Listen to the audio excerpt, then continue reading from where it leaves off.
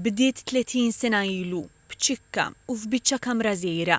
Illum kibret fl-istituzzjoni li nafu għallum, l-istrina, l-avveniment li ħafna jqisuh festa u jiddeskrivuh b'żewġ kelmiet, imħabba u solidarjetà. Bdiet f'nofsinhar b'xandira diretta fuq l-istazzjonijiet kollha inkluż Television Malta u se tibqa' għaddejja sa nofs il-lejl. Filmati, esperjenzi ta' nies li jmissu l-qalb, bosta ċekkijiet u telefonati bid-donazzjonijiet u anke divertiment. Għal-ftuħ tagħha fil-kumpless sportiv ta' Kirkop kienu preżenti il-President ta' Malta Miriam Spiteri de Bono, il-Prim Ministru Roberta Bela u martu Lidja Bela, il-Kap tal-Oppożizzjoni Alex Borch u Sara Bajada u l-Arċisqof Charles Scicluna. Il-President ta' Malta Miriam Spiteri de Bono irringrazzjat lill-Prim Ministru Roberta Bela donazzjoni lil Malta Community Chest Fund. Irringrazzjat ukoll il-kull min jgħin kemm permezz ta' telefonati u donazzjonijiet, kif ukoll dawk li matul is-sena kollha jaħdmu sabiex l-istrina tkun avveniment ta' suċċess. Illum hija l-ġurnata speċjali. Hija l-ġurnata ta' kull Malti u Maltija. Hija l-ġurnata ta' kull Awċi u Awċija biex jikkontribwixxi ħalli s-solidarjetà f'pajjiżna tibqa' tikber, tibqa' tissaħħaħ, għax fis-solidarjetà hemm is-sinsla tal-poplu tagħna.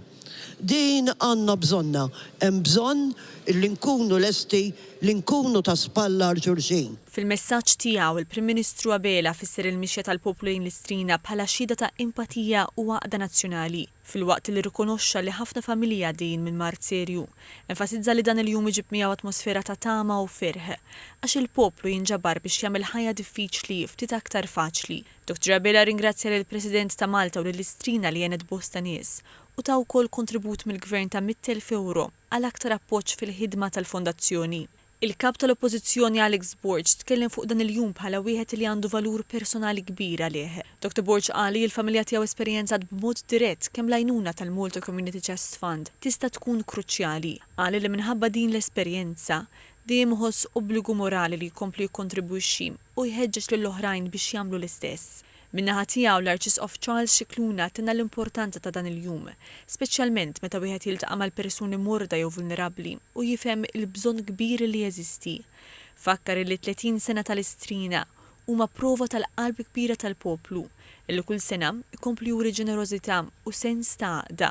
Is-sena l-oħra nġabru 5,214,666 euro.